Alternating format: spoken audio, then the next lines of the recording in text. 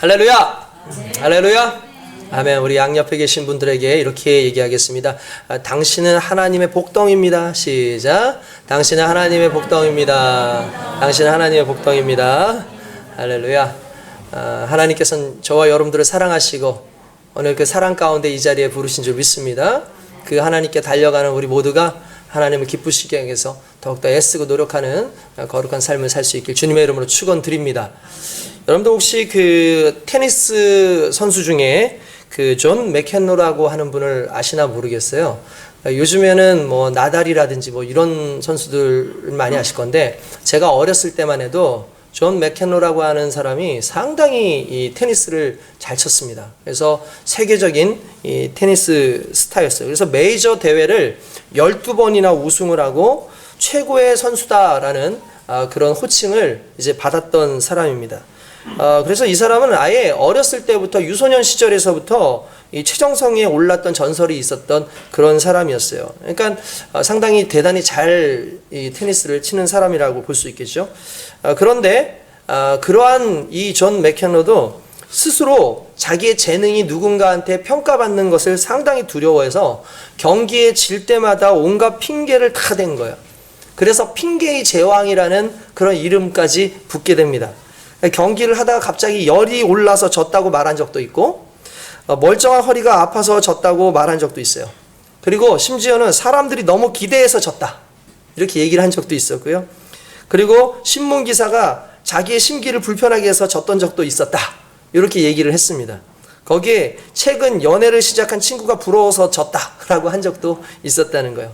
시합 직전에 식사를 해서 졌다고 말한 적도 있었고, 체중에 변화가 생겨서 졌다고 한 적도 있어요. 어떨 때는 연습을 너무 많이 해서 졌다 그러고, 어떨 때는 연습을 너무 적게 해서 졌다고 얘기합니다. 심지어 방송을 촬영하던 카메라맨이 헤드셋을 벗는 진동이 땅에 올려서 진 적이 있다 라고 말할 정도로 그렇게 자신의 그 진 것에 대해서 핑계를 대는 그런 일들이 있었어요. 그래서 핑계의 제왕이다 라는 그런 이야기를 듣기도 했습니다. 전설적인 농구 감독인 존 우드는 그렇게 얘기합니다. 패배자는 승부에서 진 사람이 아니라 남의 탓을 하는 사람이다 라고 얘기를 합니다. 그러니까 아무리 내가 잘나고 대단하다 할지라도 자신의 그 삶에 대해서 다른 핑계를 대고 살아가는 사람이 있다면 그 사람은 결코 승리자가 아니라는 거예요. 저는 저와 여러분들의 그 신앙을 한번 좀 뒤돌아보길 원합니다. 저와 여러분들의 신앙은 어떻습니까? 우리의 신앙생활은 혹시 핑계대는 신앙을 하고 있지 않는지를 한번 좀 살펴볼 필요가 있죠.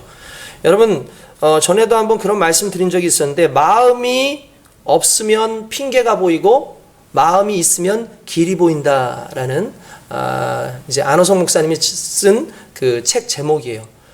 그 이야기를 해드린 적이 있습니다. 사람이 그렇습니다. 마음이 없으면 항상 핑계가 보이게끔 되어 있어요. 근데 마음이 있으면 길이 보이게끔 되어 있어요. 그러니까 마음이 없으니까 자꾸 핑계가 보이는 거야. 나 이래서 못하고 저래서 못하고 이래서 못한다. 여러분, 하나님에 대한 마음이 있습니까? 우리가 주님에 대한 한 열정과 믿음이 있습니까? 그 믿음이 있으면 어떤 환경 속에서도 핑계를 찾기보다는 하나님 앞에 기도하며 길을 찾으려고 애쓰는 모습이 저와 여러분들에게 있을 겁니다. 그러나 만약에 우리 마음 가운데 주님을 사랑하는 마음이 부족하고 우리의 믿음이 연약해져 있다면 우린 끊임없이 핑계를 대기 시작하죠. 뭐 어떤 집사님 때문에 내가 못하겠다, 뭐 목사님 때문에 못하겠다, 또는 뭐 어떤 권사님 때문에 못하겠다, 어떤 성도 때문에 못하겠다, 시간 때문에 안 되겠다, 저런 것 때문에 안 되겠다, 몸 때문에 안 되겠다, 내가 이런 생각을 가지고 있는데 교회가 또 그런 생각에서 또 벗어난 것 같아서 못하겠다, 다양한 그런 것으로 못하겠다 안 하겠다라는 그 이야기를 할 때 대부분 그 핑계의 중심에는 믿음이 없거나 마음이 없다는 사실이에요. 그렇기 때문에 우리가 이 믿음 없음과 이 마음 없음에 대해서 오늘 좀 살펴보고 좀 우리의 신앙이 전환되어지는 귀한 은혜가 있길 주님의 이름으로 축원드립니다. 그래서 여러분, 무엇보다도 우리의 믿음이요, 과거의 믿음에서 현재의 믿음으로 바뀌어야 되는데, 이 현재의 믿음은 항상 하나님과 함께하는 믿음이어야 될 줄로 믿습니다. 오늘 본문은 여러분 우리가 너무나 잘 아는 말씀이고 저도 종종 여러분들에게 설교하는 말씀입니다. 뿐만 아니라 지난 수요일날 제가 또 이 본문으로 또 창세기 강해를 했었고, 또 금요일에도 같은 내용을 반복해서 또 제가 이제 강해를 했었습니다. 그러다 보니까 수요일날 금요일날 오지 못한 분들에게 특별히 이 말씀으로 또 하나님께 영광을 돌릴 뿐만 아니라 좀 우리의 삶을 한번 뒤돌아봤으면 좋겠다라는 그런 생각을 해봅니다. 여러분, 우리의 신앙의 모습은 어떤 모습이었을까를 한번 좀 생각해 봅시다. 여러분, 과거의 신앙의 모습과 현재의 신앙의 모습이 분명히 다를 거라고 생각을 합니다. 아브라함은 어땠을까요? 여러분, 아브라함이라고 하는 사람은요, 창세기에서 처음 등장하는 족장사의 첫 번째 인물입니다. 그러니까 족장의 이야기 중에 첫 번째로 아브라함이라는 사람이 등장을 하게 돼 있고, 그리고 이 아브라함이라는 사람은 너무나 감사하게도 하나님의 은혜 가운데 부르심을 받은 선택된 민족의 시초였다는 거예요. 그래서 이스라엘 백성들은 자신을 자랑할 때 우리는 아브라함의 자손이다, 우리는 아브라함의 자손이다 라고 얘기하는데, 특별히 아브라함의 자손이라는 걸 자랑할 수 있었던 이유는 아브라함에게 특이점이 있었다는 거죠. 그게 뭐냐면 그는 그 이전의 사람들과는 다른 믿음의 모습을 가지고 있었다라는 거예요. 과연 그 믿음의 모습이 무엇인지 저는 크게 세 가지로만 한번 짧게 여러분들에게 말씀을 나누고자 합니다. 첫 번째가 뭐냐면 그는 보는 신앙에서 듣는 신앙으로 전환되어진 사람이었다라는 겁니다. 여러분, 오늘 본문에 보면은 1절에 이렇게 나옵니다. 여호와께서 아브라함에게 이르시되 너는 너의 고향과 친척과 아버지의 집을 떠나 내가 내게 보여줄 땅으로 가라 라고 말씀하고 있다는 거예요. 여러분, 여기서 우리가 주목해야 될 단어가 나옵니다. 그게 뭐냐면 보여줄 땅이라는 단어예요. 보여줄 땅. 여러분, 만약에 꿈에서 누군가가 나타나서 무언가를 얘기해주고 무언가를 보여주는 그런 상황이 나온다고 생각을 해봅시다. 사람들은 그 보이는 것에 상당히 많은 생각들을 하게 될 거예요. 뿐만 아니라 여러분들한테 어떤 사진을 보여주면서 야, 이거 봐봐, 이거 너무 좋지 않아? 라고 하면 사람들은 그 사진을 보면서 아, 그런 게 존재하는구나 라는 것도 생각할 수 있을 겁니다. 그런데 어느 날 하나님께서 아브라함을 만나셨어요. 그 만났다는 것이 눈으로 만나신 게 아니죠. 그의 귀로 하나님께서 들려주셨다라는 사실이에요. 그게 뭐라고 얘기하면 이렇게 얘기합니다. 내가 너에게 보여줄 땅으로 지금 떠나. 여러분, 아브라함이 살고 있었던 그 지역은 어떤 땅인 줄 아십니까? 솔직히 가나안 땅이 젖과 꿀이 흐르는 땅이라고 하지만 우리가 알고 있었던 갈대아 우르라고 하는 그 지역은 상당히 비옥한 땅입니다. 뿐만 아니라 그가 나중에 아버지와 함께 옮겨갔던 하란이라고 하는 땅은 비옥한 초생딸 지역으로 그곳에서는 상당히 농사도 잘 될 수 있고, 그리고 이제 양들을 키운다든지 이런 목축업을 하기에도 상당히 좋은 땅이에요. 그런 좋은 땅에 있을 그때에 눈으로 봤을 때 이곳이 상당히 좋은 자신에게 이익을 줄 수 있는 그러한 곳이라는 것을, 그걸 체험을 하고 살고 있는 그때에 갑자기 하나님께서 뭐라고 말씀하시냐면 내가 너에게 보여줄 땅으로 가라고 하세요. 이 말은 무슨 말이냐면 보여준 땅이 아니라는 거예요. 그러니까 보여줄 땅이라는 거예요. 그러니까 아직 보지 못했어요. 그곳이 어떤 곳인지 모릅니다. 그런데 하나님께서 무조건 떠나라는 거예요. 여러분 생각해 보십시오.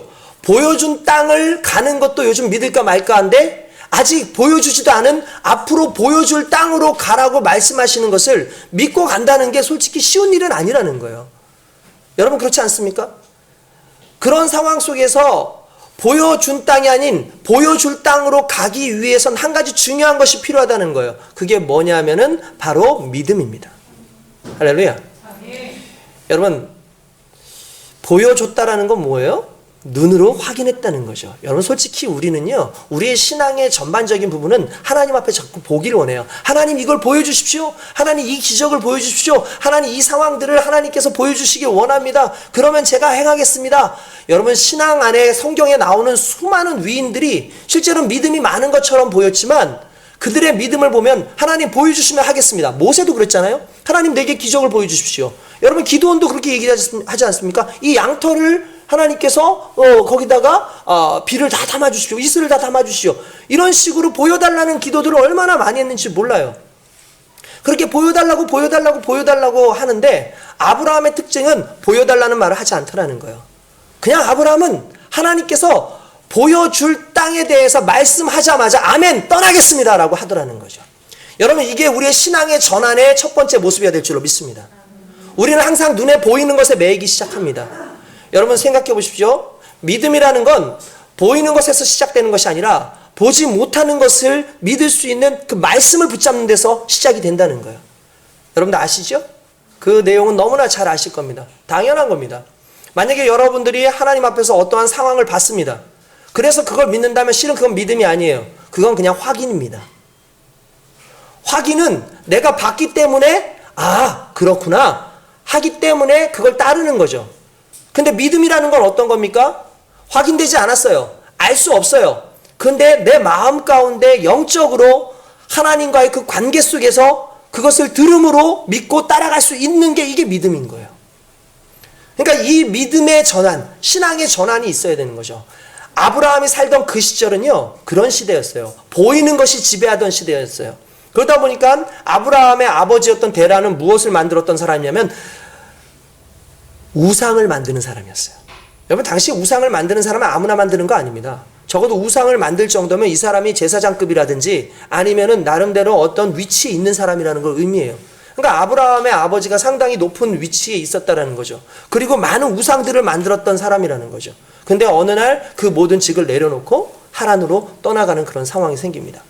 솔직히 그 생활 속에서 그 환경 속에서 봐왔던 눈으로 보여왔던 그 신상들, 오늘날도 여러분 신상들 많지 않습니까? 많은 사람들이 그냥 기도 못해요. 그러니까 부처상 앞에 가서 기도를 해야 되고 선왕당 앞에 가서 기도를 해야 되고 족자라도 하나 놓고 기도를 해야 되고 정한수라도 하나 떠놓고 기도를 해야 돼요. 왜냐하면 뭔가 보이는 것에 기도를 하려는 거죠. 뿐만 아니라 그 당시 사람들이 기도하는 그런 신이라고 여겼던 그런 대상들의 특징이 어떤 겁니까? 상당히 두려운 존재예요. 태양이 두려워요. 태양이 너무 심하면 기근이 와요. 비가 두려워요. 호랑이가 두렵고 곰이 두렵고 자기를 두렵게 하던 그런 신들. 여러분, 토끼를 신으로 섬기는 사람들 보셨어요? 거의 없어요. 그들이 거의 섬기는 신들은 아주 강력한 그런 신들, 눈에 보이는, 그래서 당장 우리에게 뭔가 해를 줄 것 같은 그런 존재들이 자신의 신들로 믿어졌다는 거죠.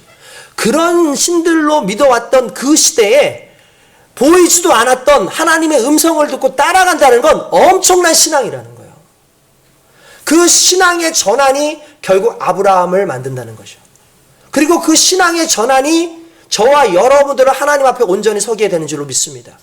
여러분, 믿음은 들음에서 나고 들음은 곧 하나님의 말씀을 통해서 나타나게 되는 겁니다. 그러므로 듣는 신앙으로의 전환이 필요해요. 그 듣는 신앙의 중심이 뭔지 아십니까? 이 4장 2절, 오늘 말씀 이 4절에 보면 아브라함이 여호와의 말씀을 따라갔고 라고 되어 있어요. 뭐라고요? 여호와의 말씀을 따라갔고. 이게 바로 듣는 신앙이라는 거예요.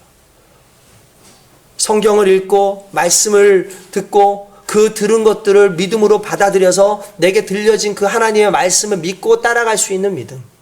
눈에 보이진 않지만 잡을 수는 없지만 그러나 내 마음 가운데 들려주신 그 믿음의 말씀을 확실하게 확고히 내가 붙잡고 달려가는 그 믿음이 오늘 저와 여러분들을 살리는 믿음인 줄 믿습니다. 그래서 그 신앙의 전환, 보는 믿음에서 듣는 믿음으로 바뀌어야 된다는 거예요. 여러분, 자꾸 말씀을 들으십시오. 오늘 성경을 읽으면서 여러분 성경을 읽는다고 하지만 오늘은 우리는 지금 성경을 읽죠. 근데 왜 듣는다는 말을 하는 줄 아십니까? 과거에는 성경이 우리 지금처럼 많지 않았어요. 그러다 보니까 성경 두루마리 하나를 펴가지고 앞에서 제사장이든 아니면 서기관이든 또는 이제 회당장이든 그 성경을 읽으면 모든 사람이 들어야 됐어요. 그래서 그 당시에 말씀을 들은 거예요. 그러니까 말씀을 들었다라는 게 무슨 의미인 거예요? 하나님의 말씀을 듣고 믿었다는 걸 의미하는 거죠. 그러므로 저와 여러분들이 말씀이 항상 기준이 되어서 여러분들의 삶이 그 말씀을 중심으로 따라갈 수 있길 주님의 이름으로 축원드립니다. 또한 두 번째로 저와 여러분들이 전환돼야 되는 신앙의 또 다른 모습이 뭐냐면 복을 구하는 인생에서 복이 되는 인생인 줄 믿습니다.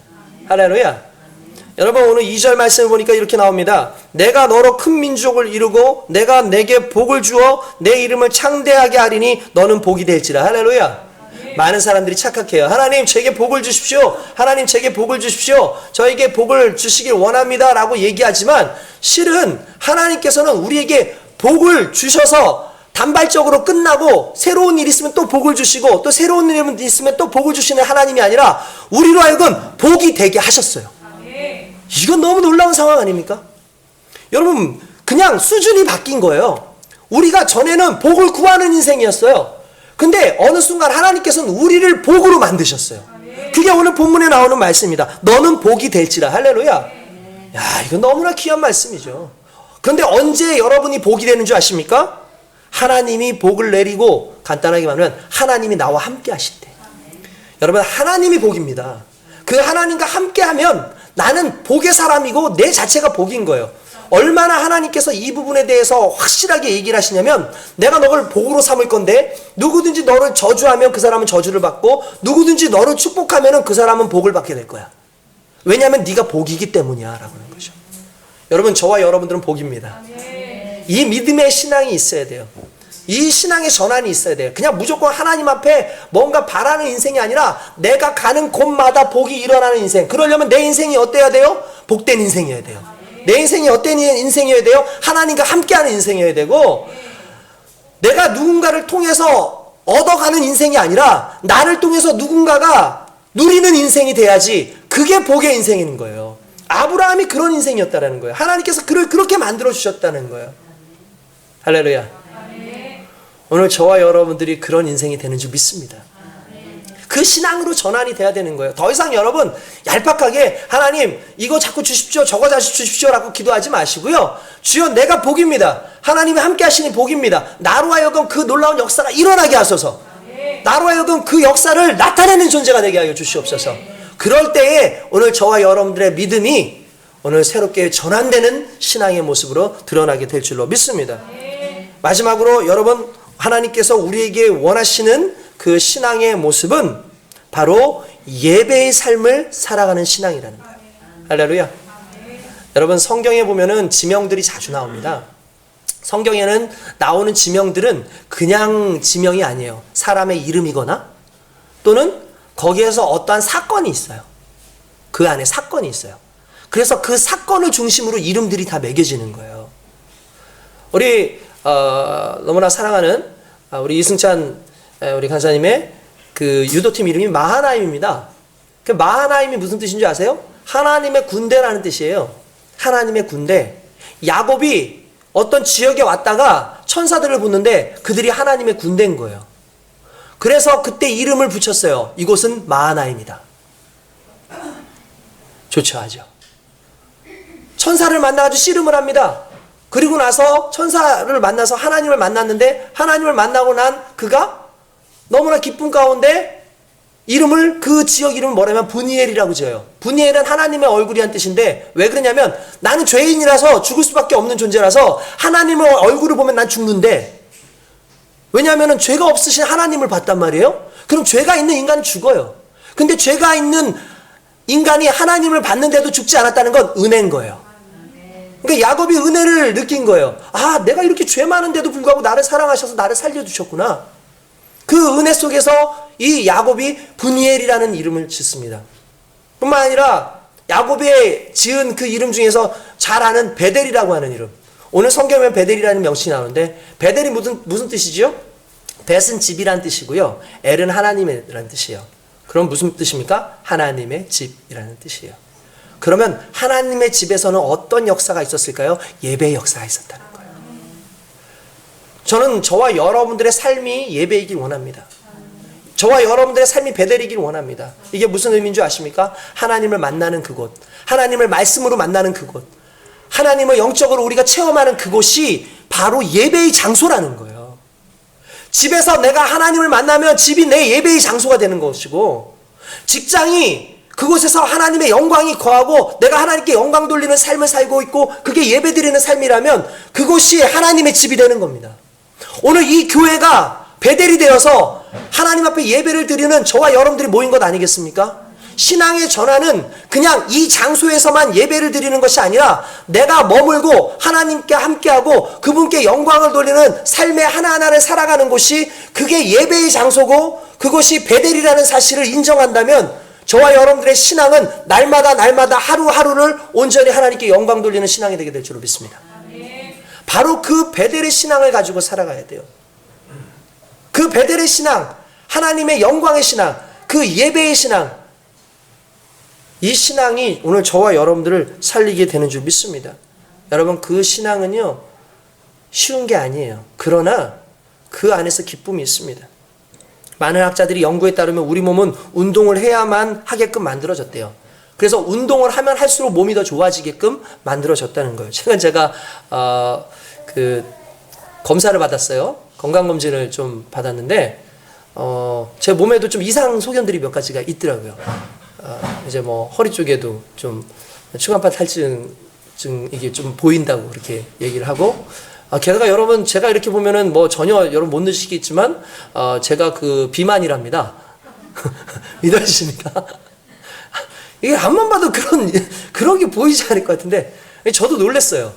그러니까 숨겨져 있는 내장의 비만들이 가득 있는 거죠. 그래서 이제 많이 줄여야겠다. 영성 식도염도 계속 달고 있고 여러 가지. 그러니까 몸을 조심해야겠다. 절제해야겠다. 또 운동도 자주 해야겠다라는 생각이 들더라고요. 저도 그렇지만 여러분들도 항상 몸을 잘 관리하시기 바랍니다. 제 나이 또래가 그럴 수밖에 없는 게 막 20대 30대 때에는 그냥 가만히 있어도 신진대사가 원활해요. 그런데 이제 제 나이 저부터는 아직 젊다고 생각하는데도 불구하고 몸이 그렇게 빨리 돌아가질 않는 거예요. 그러니까 오히려 이게 자꾸 축적이 되는 거죠, 몸에. 근데 그것이 좋게 축적이 되는 게 아닌 거 아시죠? 간에도 영향을 끼치고 뭐 여러 가지로 심혈관에도 상당히 안 좋아질 수 있어요. 그래서 항상 조심해야 되고 우리는 식이요법뿐만 아니라 운동도 해야 됩니다. 운동을 하면 다음과 같은 효과가 된다. 첫 번째가 스트레스와 불안을 해소한대요. 그리고 행복감이 증진된대요. 그리고 자존감이 향상이 되고 사회적인 관계도 향상이 되고요. 그리고 중독 증상 조절 및 기억력이 향상이 된다 그래요. 그러니까 좀 운동을 해야 되는데 제가 어느 순간부터 제가 다리가 좀 많이 안 좋아지고 난 다음부터는 제가 운동을 좀 잘 안 했던 것 같아요. 그러다 보니까 걷는 것도 잘 안 하고. 그러니까 여러분 걷기 운동만 해도 이렇게 된다는 거예요. 걷기 운동만 해도. 근데 중요한 건 이게 결국 작심삼일로 끝날 때가 상당히 많아요. 이번에는 꼭 열심히 내가 일을 좀 운동을 해야겠다. 근데 중간에 이제 그게 작심삼일로 끝나는 거예요. 그러니까 심리학자 운동을 말하다라고 하는 책이 있는데 그 저자였던 마이클 오토가 그 이유를 다음과 같이 말합니다. 운동을 시작하는 사람들은 모두 환상을 품습니다. 살이 빠지거나 모델같이 아름다운 몸매를 금방 생길 줄로 기대하지만 현실이 그렇지 않기 때문에 동기가 점점 줄어들면서 어느 순간에 그걸 포기합니다 라고 얘기한다는 거예요. 그러니까 잘못된 환상으로 헛된 기대감을 품는 것보다 실은 운동 자체를 즐기는 게 성공의 비결이라는 거예요. 이해되세요? 그러니까 딱 동기를 가지고 앞으로 내가 이렇게 해야지 몸을 만들어야지가 아니라 내가 운동하는 그 자체를 즐기는 거예요. 내가 운동하는 그 자체를 즐길 때 중요한 게 내 몸이 변화가 일어나고 그것에 조금 더 관심을 갖는다는 거예요. 물론 이제 목적이 있고 그것이 소소하게 드러나면 더 좋겠죠. 그러나 그보다 일단은 내가 운동하는 그 자체가 즐거우면 되는 거예요. 여러분 이걸 신앙으로 좀 대비를 해보자는 거예요. 여러분 언제 우리가 신앙의 믿음이 발전하느냐 하면은 어떤 목적을 가지고 어떠한 목표를 가지고 그걸 그대로 한번 해봐야지가 아니라 지금 이 순간에 하나님과 함께하는 것, 지금 이 순간에 말씀을 통해서 은혜를 받는 것, 지금 이 순간에 기도를 통해서 내 삶의 영광이 임하는 것, 이 자체가 우리의 신앙을 이끌어가는 거예요. 내가 기대했는데 안 돼. 그건 중요하지 않아. 내가 이렇게 원했는데 안 돼. 그건 중요하지 않아요. 내가 살다 보니까 이렇게 관계가 잘 제대로 형성되지 않았어. 그래서 내가 그런 거 아니에요. 그냥 내가 이 순간에 이 상황 속에서도 하나님과 함께하는 즐거움, 그 말씀을 따라가는 즐거움, 아브라함에게는 그 즐거움이 있었다는 거죠. 그러니까 여러분 25년의 세월을 기다리잖아요. 저는 그렇게 생각해요. 아브라함의 즐거움은 아들 주시는 것에 대한 즐거움이 아니라 아들 주시기 전까지 하나님과 함께하는 즐거움이었다. 그 신앙의 전환이 오늘 저와 여러분들에게 있기를 주님의 이름으로 축원드립니다. 아멘. 기도하겠습니다. 하나님, 마음이 없으면 핑계가 보이고 마음이 있으면 길이 보입니다. 우린 지금까지 자꾸 핑계를 댑니다. 예배를 못 드린 핑계, 헌신하지 못한 핑계, 내가 하나님께 영광을 돌리지 못한 핑계, 사람들과의 관계 속에서 이 모든 핑계를 댑니다. 왜 그렇겠습니까?